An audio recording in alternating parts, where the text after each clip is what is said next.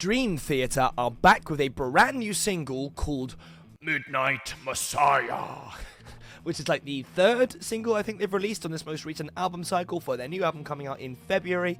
In fact, on February the 7th, called Parasomnia, which is a wonderfully dark and metally title. I like how much they play into all of these kind of cliches. It's perfect, and they have a high enough production value that it almost always lands.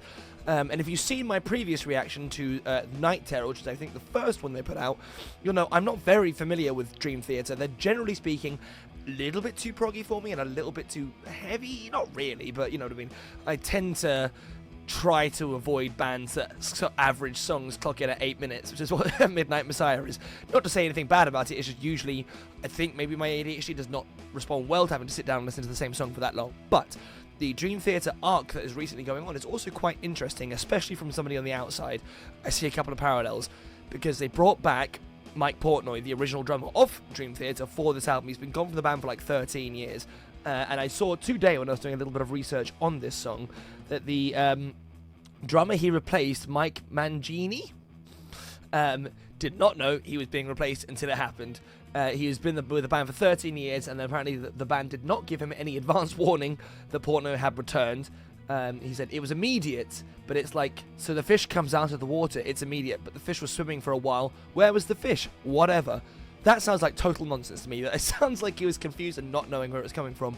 And it made me think of a different return that happened in the last couple of years, when John Frusciante rejoined the Chili Peppers. Yeah, poor old Josh Klinghoffer,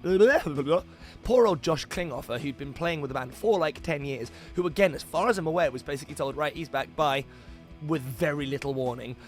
Which, you know, it strikes me as a little bit harsh. I understand, and apparently Mike also said something similar, that he understands that... Oh, wait, no, Mike's the other guy. Wait, no, they're both called Mike. Oh, that's so sad. The newer Mike, who is now the older Mike, did not realise, but he also seemed to understand that, yeah, whatever, it's original drama, it's just, like, going to happen. If he says he wants to join, he's the OG guy, so... He seems to have taken it with some grace. He's doing a little bit of cope. He's like, yeah, there's so many books and things I want to read and opportunities I've not done because I've been doing Dream Theater. So anyway, that's probably enough waffle considering the song is 8 minutes long. So let's jump in and see what the second song and music video for Midnight Messiah is all about.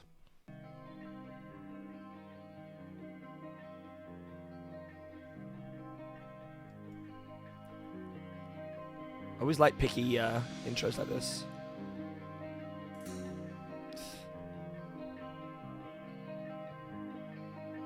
Ah. That's fine. I'm like I'm trapped. Right, so I'm guessing based on context, this is going to be a performance video. Mostly it's going to be them like on tour doing live stuff, which is fine. I like the intro though, the way that the drums have like sort of subtly made their way in with a couple of little fills early on in interacting with that guitar line. Very nice. I keep thinking that I'm waking up, but I'm still in a dream. It seems like it's going on forever. I can't get out of it. I don't want to wake up for real. How do you really wake up? When I finally woke up, I was like, whoa, that wasn't a dream. That was a visitation. I wonder what this is a sample of, if it is a sample. Okay. It's kind of got some Metallica vibes in there as well. I just like the descending arpeggios with that guitar at the same time as you suddenly get quite a, I don't know, ghostly backing vocal come in there, quite operatic. It's a nice way to conjure up an image. Especially for a song called Midnight Messiah.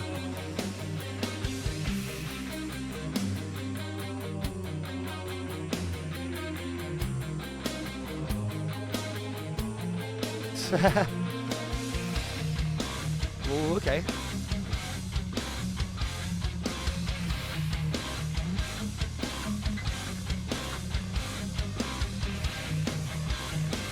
Man, there's been some couple of really, really clever rhythmic changes in there. The way that the drums and the guitar have managed to interact, and did they change time signatures, or was it just the cadence of the phrasing? I'm not sure. But the like twice in like 10 seconds, then you had some really clever rhythmic shifts.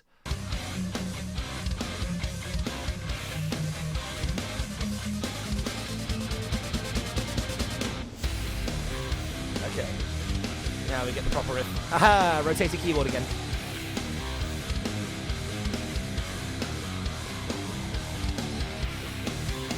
It's a fat riff.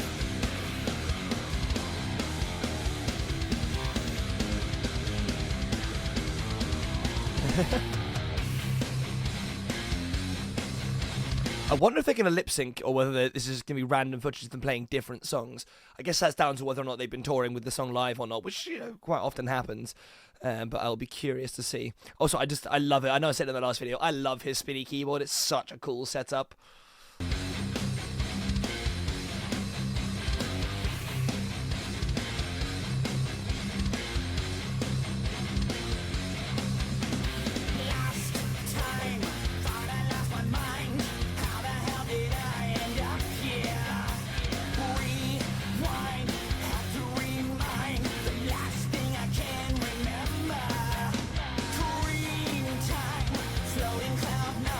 Really like the synth in the background that just came in there. It's quite subtle, but it really does have that second half of the verse progression, so you're not just looping yourself twice with the vocals.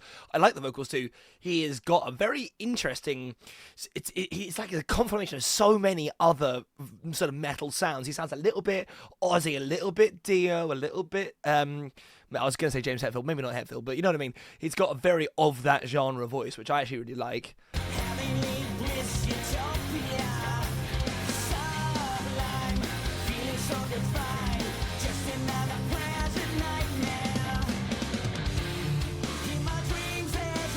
Okay.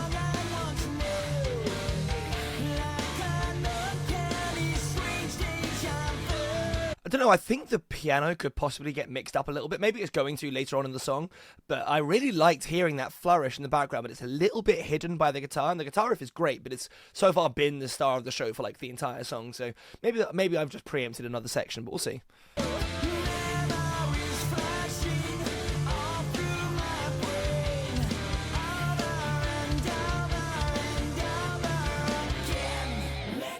Ooh. Okay, that was not where I was expecting that to go. Man, I don't know enough about Dream Theater to know whether or not the other drummer, the other mic, was, holding a candle to Portnoy. But honestly, some of this drum stuff with the way that the rhythms change, and it really, really influences how the whole song sounds. So good. And then suddenly those vocals panned out onto both sides at the same time that everything else just kicked into a completely other gear. I was expecting the vocals to open out a little bit. I was not expecting the drums to suddenly go double time again. That was a really, really nice transition.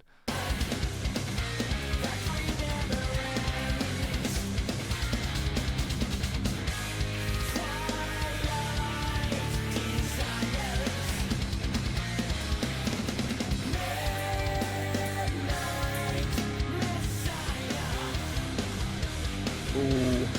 And the way that after he finishes saying Messiah and he kind of move on to the other bit, you get back into that other rip, the drums open out again. I'm sure I'm preaching to the choir when saying this is obviously a masterclass in songwriting. It's just like every part of this has been executed perfectly. Apart from the fact I still think that the keyboard could be mixed up a smidge.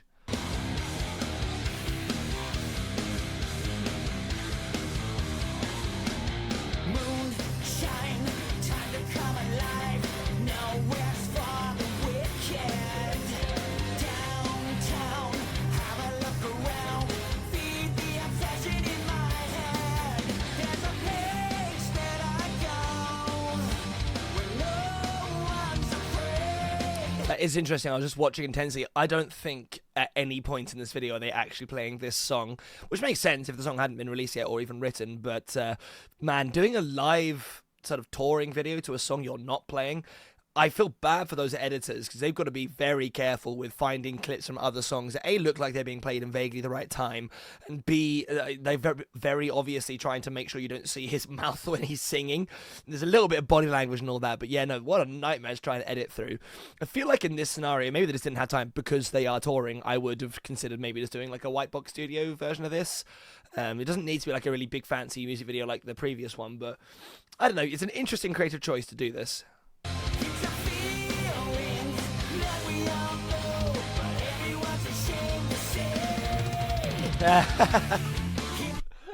Sorry, it's just really funny. They managed to find him on a lingering note like the say where he holds it for a second, and they include like a second long clip with him with his mouth open to try and give the illusion he's singing the same song. Fair play, it was a good try.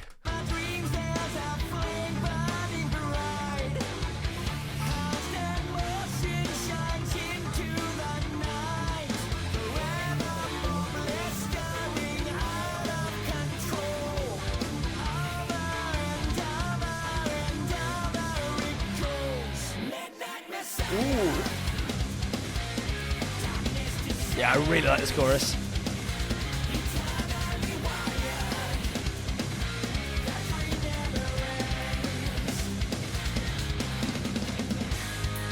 Was that a microphone on a rotating swing going around Portnoy? What? I have never seen that before. What is this thing?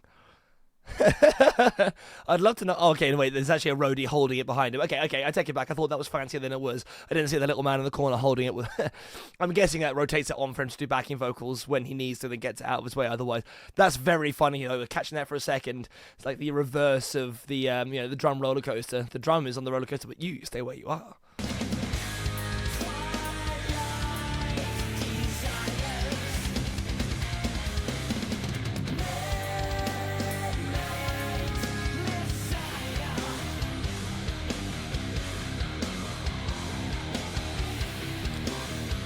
Really nice tone shift again. Ooh.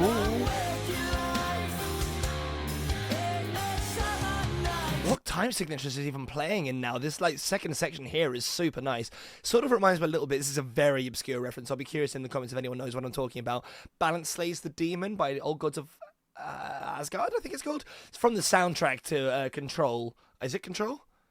Or is it Alan Wake 2? Either way, it's got a very much of that kind of like metal prog stuff in it. I don't know. That's a weird pull, sorry.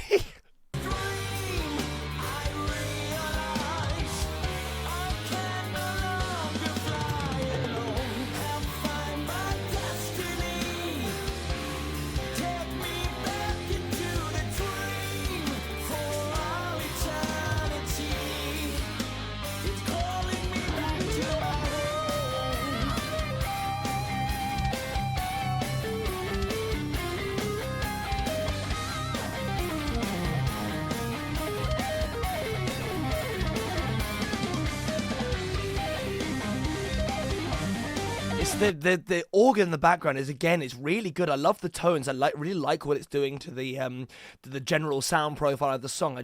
I wish it was up a little bit. I know it's the guitar solo and all that, but just a little bit more. So you actually have to really go somewhere to listen and think to notice that organ line in the background.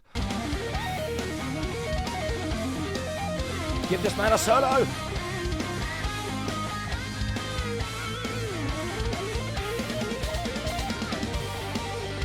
Oh, okay. Some nice tapping.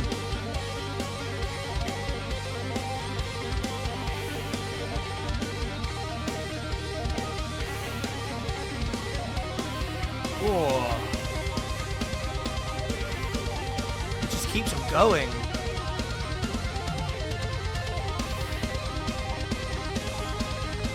I mean, I am not a good guitarist. I assume that is like really difficult to maintain at such perfect timing for that long. Good lord, I thought that would be like, a flourish at the end of the guitar solo rather than ending up being like a large portion of the next like just riff, I guess. I don't know.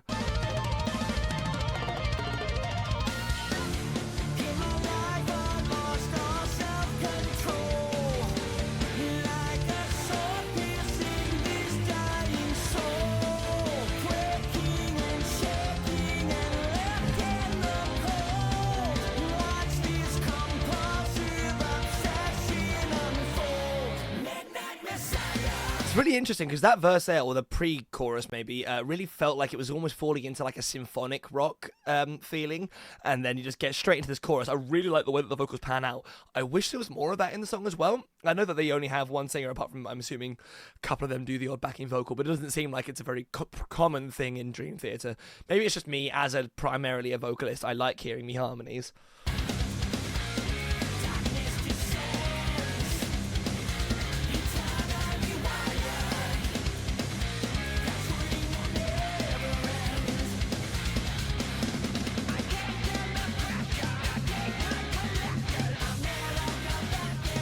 Okay, I quite like this offset rhythm here.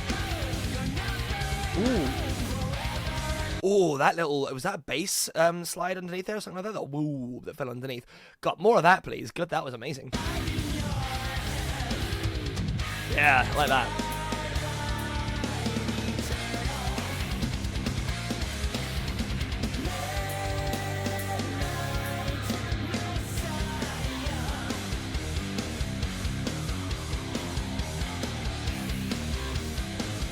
back into this really fat riff at the end.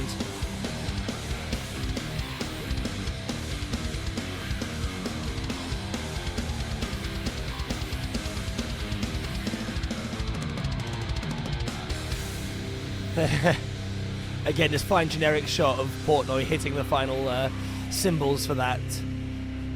Yeah, I mean, obviously it's a performance video like this. It doesn't really... It's unfair to judge it too harshly, but I will say it was a strange creative decision to do that. I don't know. I honestly might have not even bothered with that. I just would have done a lyric video or something. If you can't get the guys together in a studio to record something specific, maybe I'm just, like, I watch a lot of music videos, obviously, so maybe I'm just more sensitive to it than the average person. But to me, I found it jarring, just it being a very obvious, like, kind of random medley of other songs from one other gig, I assume, maybe two, that they've, recorded and tried to kind of smush it together and catch moments where the drums look like they're the same, and the same with the solos and all of that. Like, they found, like, a couple of seconds where he was tapping somewhere else, and it kind of worked. I don't know. That was an interesting creative decision. Song-wise, it was really, really good. I think I like that one more than the other single.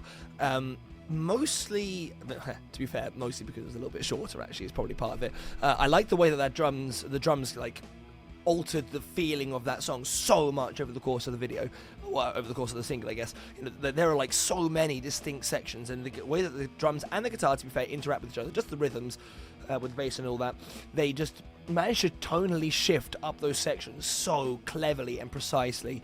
The way that the chorus comes in with a double time kick pedal and the panned out double vocals, that was really nice. I really like the guitar solo as well. I like the little inflections of the organ in backgrounds. I do think that song could have possibly done with an actual organ solo. That would have been cool. And B, I just think maybe just bring the piano, the keyboard, whatever we're going to call it, up just a little bit in the mix. It's pretty much across the board. It's the kind of stuff that elevates it from being not traditional, like, fairly traditionally kind of prog metal, I guess is what you call that, right? But I don't know. I like keyboard in my stuff, and I think that could have been played upon more, but it was still really awesome. I'm not gonna lie, I don't think this stuff is going to convert me into being I appreciate the skill behind the creation of music like this. It's just not for me. It's just a little bit too guitar wankery. There's some. I mean, the intro is like 2 minutes long. I like whole songs that are like as long as that intro, So, yeah, it's possibly not gonna be the thing that converts me, but I respect it. I like what they're doing. The tones and production on that stuff is crazy, crazy good. They're all extraordinarily talented musicians. I mean, God, I don't know how old they are, but I always am impressed when drummers manage to make it into their 60s. I'm not saying he's 60, I don't know, but make it into latter years and still maintain it without like spinal damage or something like that. You must be fit, I guess. I'd be also curious to know in the comments whether or not you hardcore Dream Theater fans, whether or not this would be considered good and up to the same standards as all that other stuff, or whether or not the reformation, this newer version of Dream Theater, is not as good as they've been in the past. So if there are some other songs in their back catalogue that are a little bit tighter, maybe. I mean, I like Pull Me Under. I do like that song a lot. But if there are any others in their back catalogue you could recommend me, I would be curious in giving them a shot. We'll never know if we don't try, right? But other than that, thank you very much for watching. This video is already really long. Thank you for that, Dream Theater. Like, share, subscribe, all of that crazy stuff, and I'll catch you in the next one. Peace.